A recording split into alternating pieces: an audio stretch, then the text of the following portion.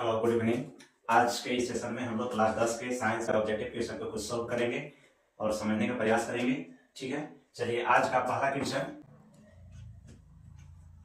Question है कि दांत का एनामेल किससे बना होता है। दांत का जो एनामेल होता है वो किससे बना होता है। Calcium hydroxide, calcium oxide, calcium carbonate, calcium hydroxyapatite किसका बना होता है। चलिए हम लोग देखते हैं कि ऑप्शन को। जैसे कैल्शियम हाइड्रोक्साइड जो होता है ये क्या होता है, CaOH के होल ट्वाइस। कैल्शियम हाइड्रोक्साइड क्या होता है, CaOH के होल ट्वाइस। और कैल्शियम ऑक्साइड जो होता है ये होता है CaO।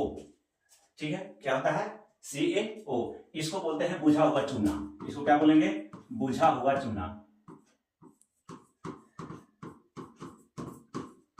इसको बोलेंगे बुझा हुआ चूना और इसको बोलेंगे बिना बुझा हुआ चूना।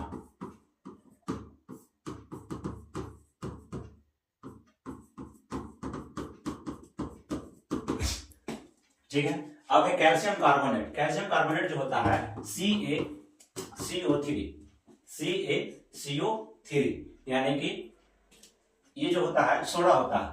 और एक है कैल्शियम हाइड्रोक्सी पाटाइट, इसका होता है फॉर्मूला CaPO4 के होल ट्राई होगा और OH ना। तो इसमें राइट जो आंसर होगा आपका कैल्शियम होगा, कैल्शियम हाइड्रोक्सीपाटाइट। ठीक है, ये जो होता है कैल्शियम हाइड्रोक्साइड के क्रिस्टलीकरण होता है। क्या होता है, क्रिस्टलीकरण होता है। इसका राइट आंसर हो जाएगा डी, कैल्शियम हाइड्रोक्सीपाटाइट। नेक्स्ट क्वेश्चन देखेंगे। नेक्स्ट क्वेश्चन, 1 बिलियन कुचले हुए अंडे के छिलके को 7 अभिक्रिया करके एक गैस बनाता है जो चूने के पानी को दूधिया कर देता है। चूने के पानी को क्या कर देता है, दूधिया कर देता है। तो याद रखिएगा, चूने के पानी को दूधिया सिर्फ CO2 गैस यानी कार्बन डाइऑक्साइड ही गैस करता है।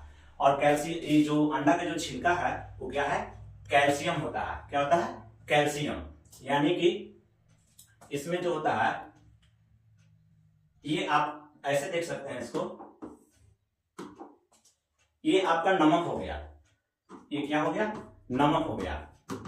NaCl क्या होता है, नमक होता है ना, यानी कि सोडियम क्लोराइड इसका रासायनिक नाम होता है। HCl यानी हाइड्रोक्लोरिक अम्ल हो गया। ये क्या हो गया, अम्ल हो गया, हाइड्रोक्लोरिक अम्ल हो गया, ये जो अमाशा में पाया जाता है। और लिथियम क्लोराइड ये भी एक उदासीन लवण होता है। ये भी नमक क्या है, लवण है। और ये क्या है, अम्ल है। और लिथियम क्लोराइड ये क्या है, ये भी उदासीन लवण है। और KCl पोटेशियम क्लोराइड ये भी एक प्रकार का लवण ही होता है। तो कैल्शियम के साथ रिएक्शन सिर्फ आपको हाइड्रोक्लोरिक अम्ल ही करेगा। कैल्शियम के साथ क्या अम्ल, कौन सा रिएक्शन करेगा, हाइड्रोक्लोरिक अम्ल। ठीक है, तो इसका राइट आंसर हो जाएगा HCl, हाइड्रोक्लोरिक अम्ल। कहां पाया जाता है, तो अमाशय में पाया जाता है। चलिए थर्ड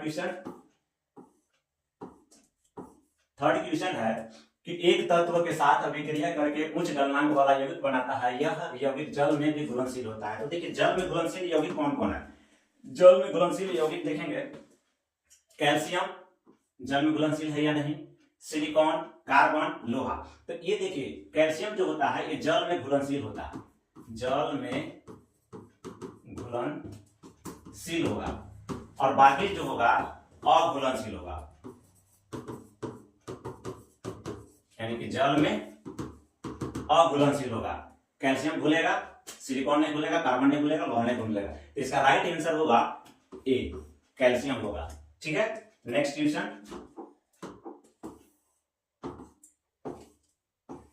कह रहा है कि मानव पुरुषों में यौन की आयु क्या है। मानव पुरुषों में यौन की आयु क्या है, तो ये जो होगा इसका राइट आंसर होगा, पहले समझ लेते हैं। पुरुषों में जो होता है ये एज जो होता है 12 से 14 वर्ष।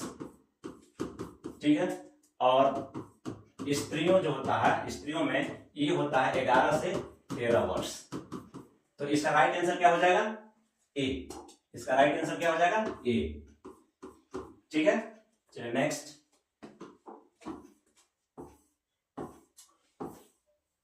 नेक्स्ट क्वेश्चन है, जब हाइड्रोजन सल्फाइड गैस को कॉपर सल्फेट के नीले घोल से गुजारा जाता है तो अवक्षेप का रंग क्या होगा? क्या चीज बोला है? Copper sulphate. Copper sulphate, copper sulphate का सूत्र क्या होगा? CaSO4 प्लस किसमें? नील कॉपर सल्फेट है, अच्छा हाइड्रोजन सल्फाइड यानी कि H2S के साथ गुजारा जाता है, तो ये अभी जो इसका रंग होगा, कॉपर सल्फेट का जो रंग होगा, ये कैसा होगा? नीला। ये कैसा होगा? नीला होगा, ठीक है। और जब यह रिएक्शन करेगा, रिएक्शन करने के बाद क्या बनाएगा? CuS plus H2SO4।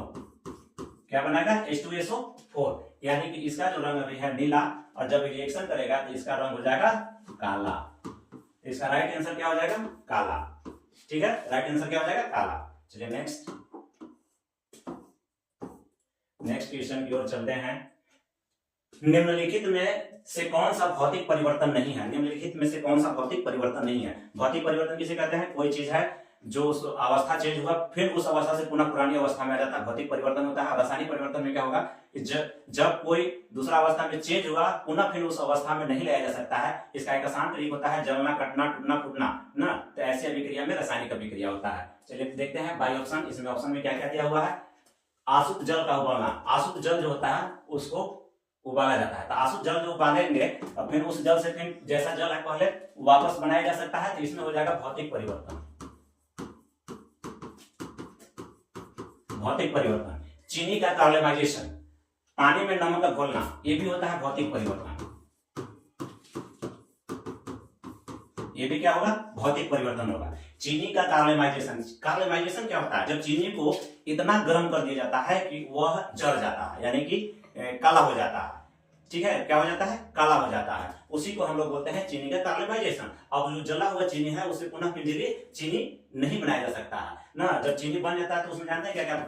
जब कार्बोनाइजेशन होता है तो उसका रंग बदल जाता है, रंग बदल जाता है, स्वाद बदल जाता है, और गंध बदल जाता है, और इसका संरचना भी बदल जाता है। इसका संरचना भी बदल जाता है। और इसके बाद हम इसको क्या बोलते हैं? चीनी नहीं बना सकते हैं। जो चीनी का जो कार्बोनाइजेशन है उससे हम चीनी नहीं बना सकते, इसलिए यहाँ पर क्या हो जाएगा? रासायनिक परिवर्तन। ये क्या हो जाएगा? रासायनिक परिवर्तन, ठीक है। इसका राइट आंसर क्या हो जाएगा? चीनी का कार्बोनाइजेशन। इसमें कौन सा अभिक्रिया हो रहा है? रासायनिक अभिक्रिया हो रहा है। नेक्स्ट क्वेश्चन, फूल का मादा जनन भाग होता है। फूल का मादा जनन, तो मादा जनन भाग,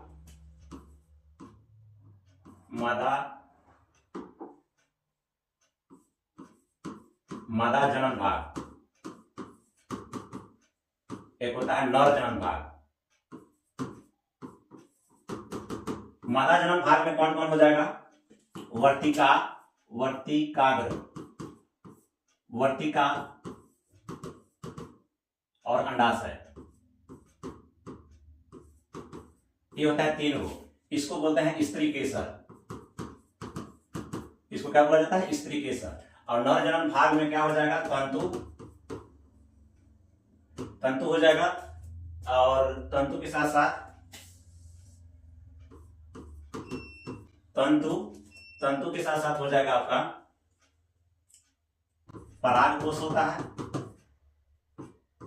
और परागकण होता है।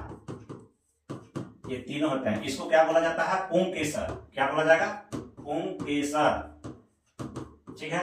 तो इसमें क्वेश्चन में पूछा है कि फूल का मादा प्रजनन भाग कौन सा होता है? तो वर्तिका और अंडाशय। ऑप्शन नंबर किसमें है? वर्तिका, अंडाशय, वर्तिका, यानी कि ऑप्शन नंबर राइट ए होगा, ठीक है। इसका सही जवाब क्या होगा? ए होगा। चलिए नेक्स्ट क्वेश्चन चलते हैं। मानव नेत्र की फोकस दूरी में परिवर्तन किसके कारण होता है? मानव नेत्र की फोकस दूरी में परिवर्तन किसके कारण होता है? ऑप्शन है सिलियरी पेशियों, कॉर्निया, पुतली और आइरिस के कारण होता है। किसी के आंख का कलर जो होता है ये आइरिस के कारण होता है। आइरिस के कारण क्या होता है? आंखों का रंग होता है। आंखों का रंग किसके कारण होता है? आइरिस के कारण होता है। कॉर्निया देखेंगे, कॉर्निया में क्या होता है? कॉर्निया जो होता है इसमें आपको आंखों में धूल कण, धूल, कण, बैक्टीरिया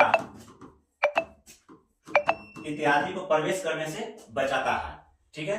और सिलियरी मसल्स जो होता है ये क्या होता है, लेंस को पकड़े हुए रहता है, लेंस को संकुचन और शिथिलन करने में काम करता है। यानी कि आपका राइट आंसर क्या हो जाएगा, ए हो जाएगा। राइट आंसर क्या हो जाएगा, ए हो जाएगा। चलिए नेक्स्ट क्वेश्चन की ओर चलते हैं। नेक्स्ट क्वेश्चन आपका है 9। आकाश का रंग नीला किसके कारण होता है? आकाश का रंग जो होता है नीला किसके कारण होता है? यानी कि प्रकाश का अपवर्तन, प्रकाश का फैलाव, प्रकाश का विवर्तन, और एक ऑप्शन है प्रकाश का प्रकीर्णन। राइट आंसर होगा डी। क्या आंसर होगा, डी होगा। हमारे आंखों तक कौन सा रंग पहुंचता है, सिर्फ नीला रंग पहुंचता है, जिसके कारण से आकाश नीला दिखाई देता है। चलिए नेक्स्ट क्वेश्चन।